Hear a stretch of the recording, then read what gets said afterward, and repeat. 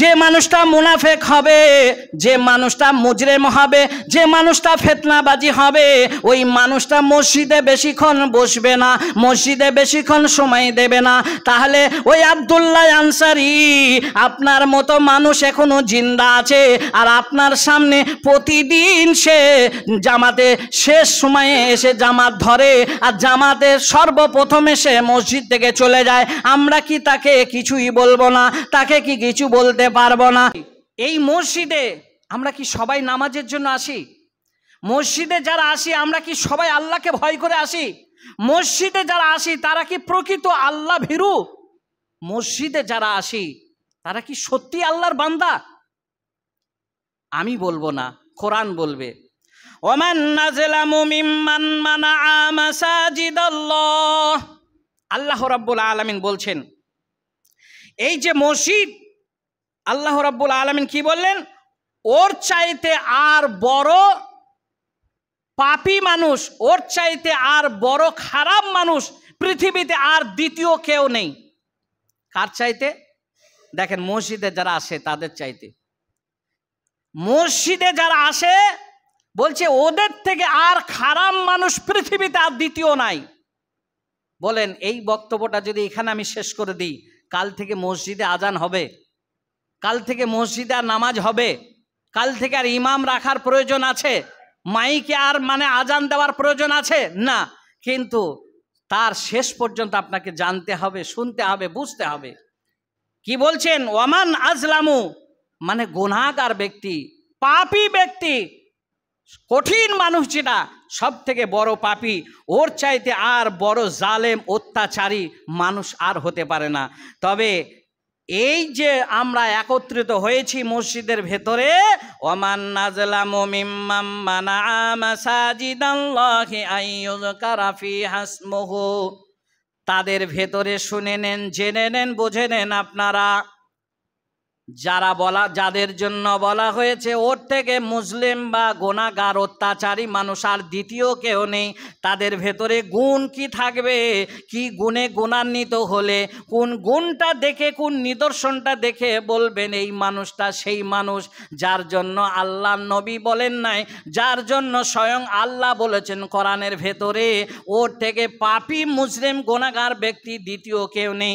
সেটা হলো, শুনে নেন আপনারা, ওয়াসাআ ফি খারাবিহা, সেই মানুষটা সব থেকে খারাপই যার ভেতরে গুণ থাকবে। মসজিদে এসে তারা হট্টগোল করবে, শোরগোল করবে, তারা ইবাদতের বিঘ্ন ঘটাবে। এই রকম মানুষ যদি পৃথিবীর মসজিদে যদি প্রবেশ করে, ওর থেকে নিকৃষ্ট মানের অত্যাচারী মানুষ আর পৃথিবীতে কেউ হতে পারে না। আমি বলি না বারবার জামাতে দাঁড়িয়ে যে আল্লাহর ঘরে আপনারা এসেছেন মসজিদে, আপনার ভাষা কন্ট্রোল করুন। ভাষা যদি আপনার বেকন্ট্রোল হয়ে যায় তাহলে কিন্তু আপনি সাজায় গ্রেফতার হয়ে যাবেন, আল্লাহর আদালতে আপনি ধরা পড়ে যাবেন। দেখেন সেই দলিল আপনাদেরকে দিয়েছি, ওমান নাযলামু মিম্মান মানাআ মাসাজিদাল্লাহি আইয়ুযকারা ফিহা ইসমুহু ওয়াসাআ ফি খারাবিহা। ওই মানুষটা সব থেকে এক নম্বর হলো মুজরিম, গুনাহগার মানুষ। যে মানুষটা মসজিদে প্রবেশ করবে, আর মসজিদে প্রবেশ করার পরে নামাজের আগে কিংবা নামাজের পরে কিংবা নামাজের ভেতরে, তিনটি হালাতের ভেতরে যে কোনো একটা সময়কে ধরে নিয়ে যদি হট্টগোল করে, শোরগোল করে, আর ইবাদতের যদি বিঘ্ন ঘটায়, আল্লাহ বলছেন ওই মানুষটা থেকে আসমানের নিচে জমিনের ওপরে আর মুজরিম গুনাহগার মানুষ কেউ হতে পারে না। মানুষ মার্ডার থাকলো, জিনাকারী থাকলো, চুগলখড়ি থাকলো, মিথ্যা রাহাজানি থাকলো, গুন্ডামি ভণ্ডামি থাকলো, শুধু বলে দিল মসজিদের ভেতরে যারা শোরগোল তৈরি করবে, ইবাদতের বিঘ্ন ঘটাবে, আপনি মসজিদে দাঁড়িয়ে যখন গলা চিৎকার করে, যখন আপনি গলা ছেড়ে দিয়ে চিৎকার করলেন, আপনার পাশে একজন নামাজরত অবস্থায় ছিল, আপনার পাশে একজন তসবিহরত অবস্থায় ছিল, আপনার পাশে একজন কোরআন তেলাওয়াত করছিল সুমধুর সুরে। আর আপনি সেই সময় কি করলেন? শোরগোল করলেন। এই দেখেন, ইবাদতের বিঘ্ন ঘটালেন।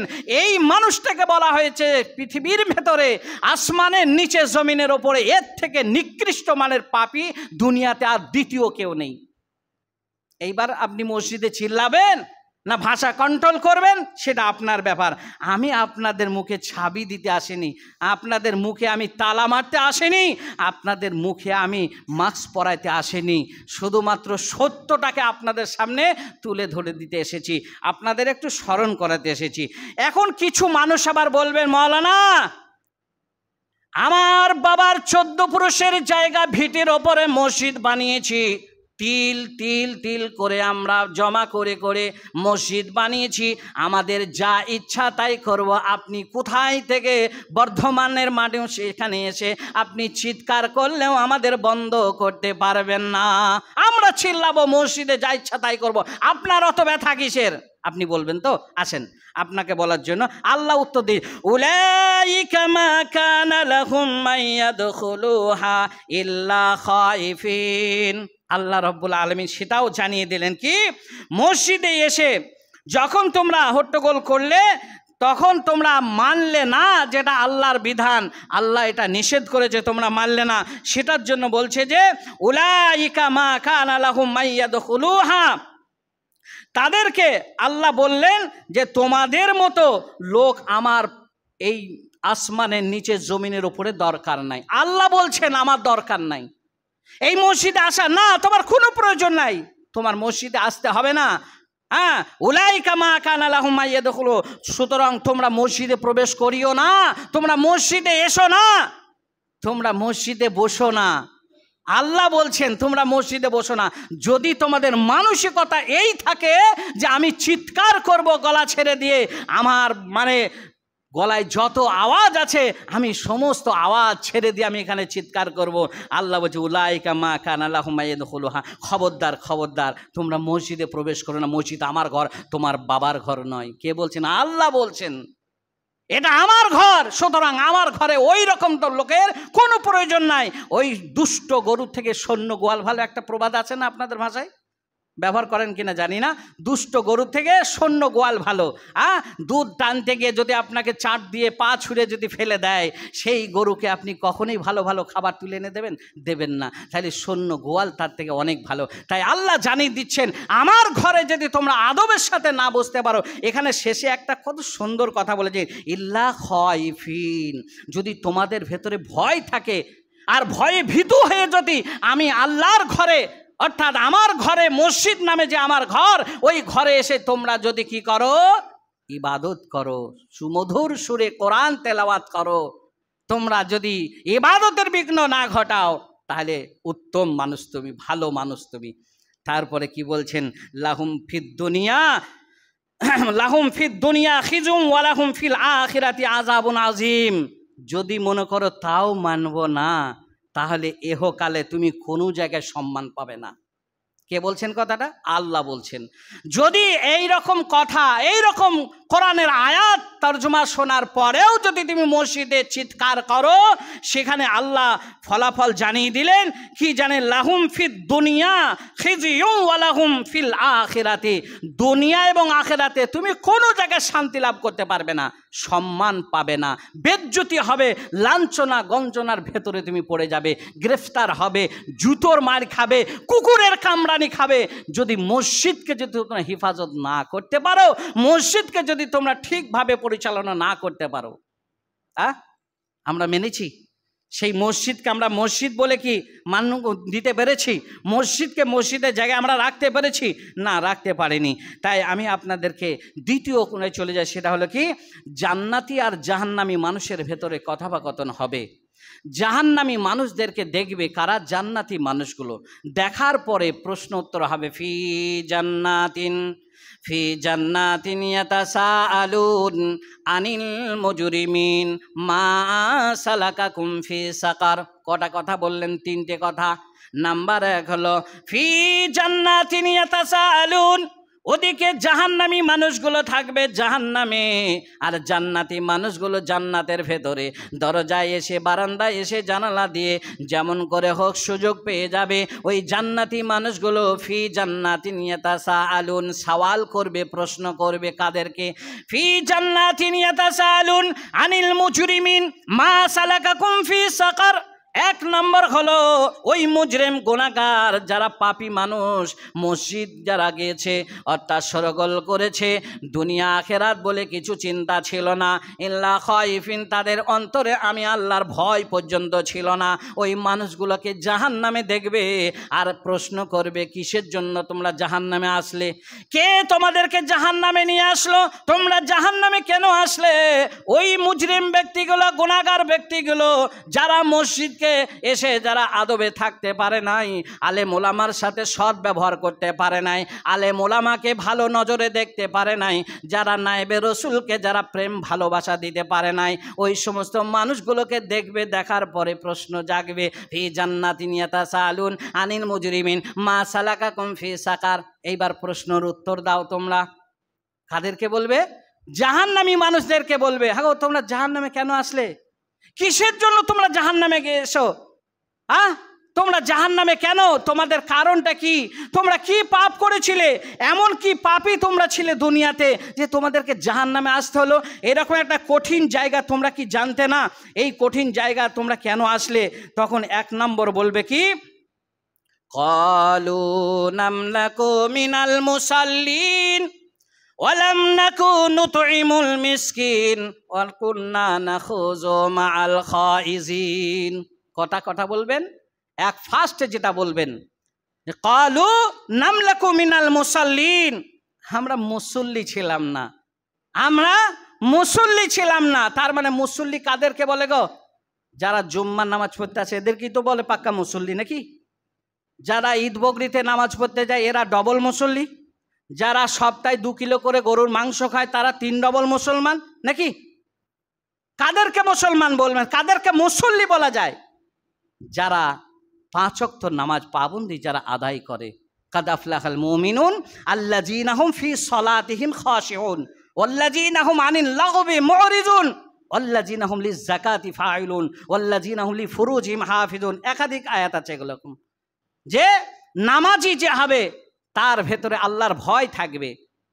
আমার ফজরটা যে ছুটে গেল গো, ফজরের সময় উঠতে পারলাম না, তার দুঃখ প্রকাশ করবে, অনুতপ্ত হবে, অনুশোচনা করবে, না ফজরের জামাতটা আজকে ধরতে পারলাম না, আজকে কি এমন শয়তান চোখে হাত বুলিয়ে দিল, কি এমন শয়তান মাথায় হাত বুলিয়ে দিল, কি এমন শয়তানি ঘুম, আমি ঘুমিয়ে গিয়েছিলাম, ফজরটা পড়তে পারলাম। সারা দিন তার মনটা যেন একটা মানে জীর্ণ ক্ষীর্ণ অবস্থায়, মানে দুর্বল ভাব তাকে দেখাবে, আমি ফজরটা জামাতে ধরতে পারলাম না, যাক ফজরটা কোনো রকমে গেল। ঠিক এইভাবে সারা দিন জোহরের আজানের পূর্বে পর্যন্ত সব সময় তার মনটা এত খারাপ লাগবে, এত দুঃখিত সে, আমি ধরতে পারিনি, নামাজটা পড়তে পারিনি। ঠিক যখনই জোহরের সময় বলবে হাইয়া আলাস সালাহ হাইয়া আলাল ফালাহ, সেই সময় সে তাড়াহুড়ো করে গোসল করে পোশাক পরিধান করে সে মসজিদমুখ হয়ে যাবে। জোহরটাও যদি না হয়, জোহরটাও যদি না হয়, তাহলে ফজরের সময় যে দুঃখটা করেছিল জোহরের সময় চোখ দিয়ে পানি পড়বে। জোহরটাও যদি চলে যায় চোখ দিয়ে পানি আসবে, আসরটা চলে গেল, চোখ দিয়ে পানি শেষ হয়ে গেলে চোখ দিয়ে লাল লাল তোমার ফোঁটা ফোঁটা রক্ত বার হবে।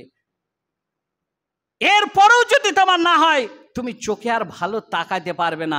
এই হবে ইমানদার, এই হবে মুসল্লি। ক্বালু নামলাকু মিনাল মুসাল্লিন। এই নয় লোক দেখানি সাপ্তাহিক নামাজ, এই নয় লোক দেখানি বাৎসরিক নামাজ, এই নয় লোক দেখানি মানে জানাজা নামাজ, এগুনা নয়। ক্বালু নামলাকু মিনাল মুসাল্লিন, আল্লাহর ভয়ে, আল্লাহর নৈকট্য হাসিলের জন্য। বলবেন মাওলানা সাহেব আপনি খুতবায় দাঁড়িয়ে দাঁড়িয়ে বক্তব্য রাখছেন, লেকচার দিচ্ছেন, বড় বড় কথা বলছেন, আপনার হয়তো জানা নেই আমি গরিব মানুষ, আমি দুটো ব্যবসা করি বলে আমার 2-4টে ছেলে মেয়ে বাড়িতে রয়েছে, বিবি বাল বাচ্চা, তাদের মুখে হাসি ফোটাতে পারি। আমি ব্যবসা বাণিজ্য করতে গিয়ে আমি ঠিক মতন নামাজ আদায় করতে পারি না। একটা হাদিস মনে পড়ে যায়, মাঝে আপনাকে ঢুকিয়ে দিই, সেটা হলো মদিনার মাটিতে আল্লাহর নবী জনাবে মুহাম্মদ রাসূলুল্লাহ, সবাই কি বলবেন? মুখ কেন বন্ধ? ঘুমাচ্ছেন কেন? ঝিমানি রোগ কেন আসলো আপনার কাছে? ঘুমানোর মতন বক্তব্য রাখেনি। আল্লাহর নবী যখন মদিনার মাটিতে জিন্দা ছিলেন সেই সময় ওই ব্যক্তিটার নাম হলো আব্দুল্লাহ আনসারী। ভালো করে কান খুলে শুনে নেন। যারা বলবেন যে আমার ব্যবসা ক্ষতি হবে, আমার ব্যবসা না করলে সংসার চলবে না, আমার মানে ঠিক মতো নামাজ আদায় করা হবে না, মৌলবীর মতন 5 বেলা যদি 5 তলা খাবার পেতাম আমি 5 ওয়াক্ত কেন 10 ওয়াক্ত নামাজ পড়িয়ে দেখিয়ে দিতাম, এই সমস্ত মানুষদের প্রতি উত্তরে দেখেন আব্দুল্লাহ আনসারী প্রতিদিন মানে ফজরের সময় সবার শেষে আসতেন।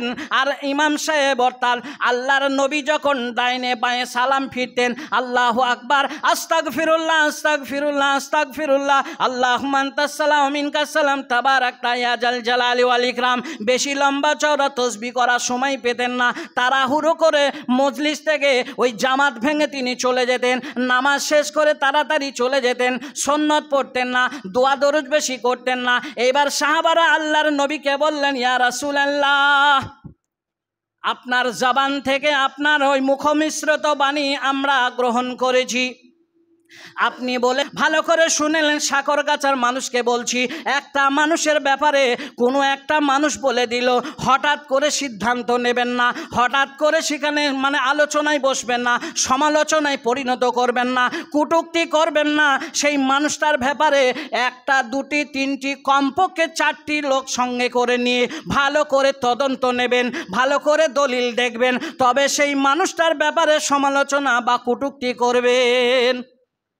আল্লাহর নবীকে যখন সাহাবারা বললেন, ইয়া রাসূলুল্লাহ, আব্দুল্লাহ আনসারীর ব্যাপারে কিছু বলবেন না, আল্লাহর নবী চুপ থাকলেন, তাসবিহ শেষ করলেন। এবার আল্লাহর নবী বললেন, চলো গো আমার সঙ্গে। আল্লাহর নবী ওই দেখেন সাক্ষী প্রমাণ সঙ্গে করে নিয়ে চললেন, গুটি গুটি পায়ে চলে গেলেন কার বাড়িতে? আব্দুল্লাহ আনসারীর বাড়িতে গিয়ে বলছেন, আসসালামু আলাইকুম ইয়া আহলাল বাইত। কোনো উত্তর এলো না, উত্তর পেল না। আল্লাহর নবী সেখান থেকে চলে আসলেন না। আবার দ্বিতীয়বার বললেন, আসসালামু আলাইকুম ইয়া আহলাল বাইত। 2 বার সালাম দিলেন, উত্তর পেলেন না। আবার তৃতীয়বার বললেন, আসসালামু আলাইকুম ইয়া আহলাল বাইত। তৃতীয়বারও কোনো উত্তর পেলেন না। এবার চতুর্থবার তিনি করলেন কি? আবার বললেন, আসসালামু আলাইকুম ইয়া আহলাল বাইত। এবার আব্দুল্লাহ আনসারী ওই উস্কো খুস্কো অবস্থায় একটা কাপড় পরিধান করেছেন, কাপড়টা ভালো করে পরা হয়নি। যেমন দেখবেন আপনার যদি হাতে সময় কম থাকে, তাড়াতাড়ি ট্রেন ভাঁজ ধরতে হবে, আপনার জামার পকেটটা দেখবেন সামনে না হলে পেছনে হয়ে গেছে, মানে তাড়াহুড়ো করে আপনার মনে থাকে না। ওই আব্দুল্লাহ আনসারী তাড়াতাড়ি করে পোশাকটা পরে এসেছে, উল্টো করে সিধা করে পড়তে পারেনি। এবার সালামের জবাব দিলেন, আল্লাহর নবী রেগে গেলেন। আর আল্লাহর নবী যার ওপরে রাগান্বিত হবে সেই মানুষটা ইহকাল পরকাল তার মানে হলো কি অন্ধকার হয়ে গেল। আল্লাহর নবী যখন রেগে গেলেন, আব্দুল্লাহ আনসারীকে প্রশ্ন করা হলো, 1 বার নয় 2 বার নয় 3 বার তোমাকে সালাম দিয়েছি, কোনো জবাব পেলাম না, কারণটা কি? তুমি এমন কি কাজ করছিলে? তখন আব্দুল্লাহ আনসারী বললেন, ওগো নবী, আমি আপনার সালাম 1 বার নয় 2 বার নয় 3 বার আমি সালাম শুনতে পেয়েছি, কিন্তু সালামের জবাব দিইনি তা নয়, সালামের জবাব দিয়েছি কিন্তু আপনাকে দেখা করতে পারিনি। ওগো নবী, আপনি যদি শুনতে চান, আমার জীবনে বড় ইচ্ছা ছিল দুনিয়ার কোনো মানুষকে আমার অভাবের কথা বলবো না, আমার কষ্টের কথা জানে পৃথিবীর কোনো মানুষ না জানে, আমার কষ্টের কথা যে সমাধান করনেওয়ালা, ওসিয়া কুরসিহু সামাওয়াতি ওয়াল আরজে, 7 আসমানের ঊর্ধ্বে যিনি বসে আছেন, যিনি সারা পৃথিবী কন্ট্রোলার, সেই আল্লাহ জানুক আর পৃথিবীর কেউ না জানুক। কিন্তু আপনি যখন জেনে নিয়েছেন, আপনি যখন জানতে এসেছেন আমার বাড়িতে, ওগো আল্লাহর নবী, আপনি জেনে নেন যে পোশাকটায় আমি পরে আপনাকে দেখা করতে এসেছি, ওগো নবী, এই পোশাকটা আমার বিবি কাছে মানে পরিধানে ছিল। আমার বিবি বিবির কাছ থেকে নিয়ে আমি গায়ে দিয়ে নামাজ পড়তে গিয়েছিলাম। এবার নামাজ শেষ করে আমি তাড়াতাড়ি কেন এসেছি, আমার বিবি ওই পোশাকটা নিয়ে নামাজ আদায় করবে। আমার বিবি একটা ছেঁড়া পোশাক পরেছিল, এমন একটা অকেজো পোশাক এবং একটা মানে অপ্রয়োজনীয় পোশাক, সেই পোশাকটা পরে নামাজ আদায় করা হবে না বলে আমার কাছ থেকে তাড়াতাড়ি করে পোশাকটা নিয়ে নামাজে দাঁড়িয়ে গিয়েছিল। আপনি যখন প্রথম সালাম দিলেন, দ্বিতীয় সালাম দিলেন, তৃতীয় সালাম দিলেন, তখন আমার বিবি নামাজরত অবস্থায় ছিল। নামাজ মানে কি? নাস্তাইনু বিসসবরি ওয়াস সালাহ, নামাজের মধ্যে আল্লাহকে পাওয়া যায়। তাই আমার বিবি আল্লাহর সঙ্গে কথা বলছিল, আর আপনি আমার সঙ্গে কথা বলার জন্য সালাম দিয়েছেন। এখন আপনার কথা বলবো, আপনার সঙ্গে আমি কথা বলবো, এটা আগে নেব না আমার বিবি আমার আল্লাহর সঙ্গে কথা বলছেন ওটা আগে প্রাধান্য দেবো? ওই প্রাধান্য দিতে গিয়ে আপনার সাড়া দিতে আমার দেরি হয়ে গেছে। ওগো নবী, ওই পোশাকটা আমি তাড়াহুড়ো করে পরেছি, দেখেন ভালো করে সোজা করে পড়তে পারিনি, ওই পোশাকটা পরে আমি আপনার কাছে দাঁড়িয়েছি। এই ঘটনা যখন শুনছেন, আল্লাহর নবী জনাবে মুহাম্মদুর রাসূলুল্লাহ সাল্লাল্লাহু আলাইহি সাল্লামের চোখ দিয়ে মতির দানার মতো দুই চোখের কোনা দিয়ে ফোঁটা ফোঁটা হয়ে পানি নির্গত হলো। আল্লাহর নবী বলছেন আমার পায়ের তলা থেকে মাটি সরে গেল। আহারে, আসমানের নিচে জমিনের ওপরে এই রকম অভাবী মানুষ মদিনার মাটিতে এখনো আছে যে একটি পোশাকের কারণে সে ইবাদত বন্দেগি করতে পারে না। এরকম মানুষ আছে মদিনার মাটিতে। তাই আল্লাহর নবী দুঃখ প্রকাশ করলেন, দোয়া দিলেন, এরকম মানুষ আছে। বলল, আব্দুল্লাহ আনসারী রে, আমি বুঝতে পেরেছি তোমার একটি পোশাকের কারণে স্বামী স্ত্রী দুজনাই ইবাদত করো, কিন্তু তোমার একটা বাচ্চা ছেলে হাতে মানে শেকল পরানো আছে, হাতে তুমি মানে দড়ি দিয়ে রশি দিয়ে বেঁধে মানে খুঁটি থাম্বায় কেন বেঁধে রেখেছো, ওটা আমি জানতে চাই। শুনবেন, এইটুকু বলিনি, তারপরে শেষ করে দিচ্ছি। বললো ওটা কেন হাতে বাঁধা, এটা নাইলে বুঝলাম পোশাক নেই বলে। বলুন, পৃথিবীতে এমন কোনো মানুষ আছে, এমন কোনো ইমাম আছে, এমন কোনো ওলামা আছে, এমন কোনো চাষি, এমন কোনো ব্যবসায়িক আছে তার একাধিক পোশাক নেই? একটা ইমামের দেখেন 18 থেকে 20টা জামা, একটা ফকির একটা দিন আনে দিন খায় তার দেখবেন 3 থেকে 3.5 জামা এরকম থাকে। তাহলে এটা নাইলে বুঝলাম, কিন্তু তোমার বাচ্চা ছেলের হাতে রশি বাঁধা কেন? আব্দুল্লাহ আনসারী বলেছিলেন, ওগো নবী, আপনার মুখ মিশ্রিত বাণী আমি শুনেছি, লা ইয়াদখুলুল জান্নাতা জাসাদুন গুজিয়া বিল হারাম, যে ইচ্ছাকৃত হারাম খাবে ওই বডিটা, ওই মানুষটা জীবনে জান্নাতি হবে না, জীবনে জান্নাতে যাবে না। তাই আমার পাশে যে একজন মানে বাগান মালিক আছে, ইহুদি জাতিতে ইহুদি, ওই ইহুদির একটা গাছ আছে, ওই বাগানের ভেতরে একটা গাছ আছে, গোড়াটা তার বাগানে আছে ঠিক, কিন্তু গাছটা বড় হতে হতে হতে হতে ওই গাছের মাথা অংশটা আমার বাড়ির উঠোনে, আমার বাড়ির মানে সামনে পড়ে গেছে। তার গাছের পাকা ডাঁসা খাজুর যখনই পড়ে, ওই গাছের ফলটা যখন পড়ে আমার মানে বাড়ির উঠোনে আগে পড়ে। কি জানি ছোট্ট শিশু ছেলে, তাকে গার্ড দেওয়ার মতন কেউ থাকে না। আমি যখন বাইরে চলে যাই ব্যবসা করতে, তাকে গার্ড দেওয়ার মতো কেউ বাড়িতে থাকে না। ওই জন্য আমি পায়ে হাতে রশি বেঁধে রেখে দিয়েছি। আমি যখন বাড়ি আসি তখন ওকে খুলে দিই, তারপরে তাকে আবার বেঁধে দিই। কেননা আমার মানে রশি যদি বাঁধা না থাকে, ওই ছোট্ট শিশু বুঝতে পারবে না, জানতে পারবে না কোনটা হালাল কোনটা হারাম, অবৈধ বৈধ কিছুই তার জ্ঞান নেই। সুতরাং যদি ওই ফলটা যদি তুলে খেয়ে নেয়, না জানি তার বুদ্ধি না থাকলেও আমি তো তার বাবা, আমি তো মানে আমার ঘরে আছে তার মানে মা, সুতরাং সে তো জানে তার তো বুদ্ধি আছে। সে ইচ্ছাকৃত যদি ছেলেটাকে গার্ড না দেয়, তাহলে এই ছেলের মাধ্যমে সেটাও রক্ত তৈরি হলো হারামের। এই জন্য আমি তাকে বেঁধে রেখেছি। আল্লাহর নবী জনাবে মুহাম্মদুর রাসূলুল্লাহ সাল্লাল্লাহু আলাইহি সাল্লাম বললেন, তুমি এই জন্য বেঁধেছো? ক্বালু নামলাকু মিনাল মুসাল্লিন। দেখেন মুসল্লি কাকে বলে। ওয়ালাম নাকু নুতঈমুল মিসকিন। আরও 4টে কথা ছিল, ঘড়ি চলে গেছে ভাই, ক্ষমা চাচ্ছি আপনাদের কাছে, আর সম্ভব নয়। আবার হায়াত বাকি, আলোচনা বাকি, আবার আলোচনা।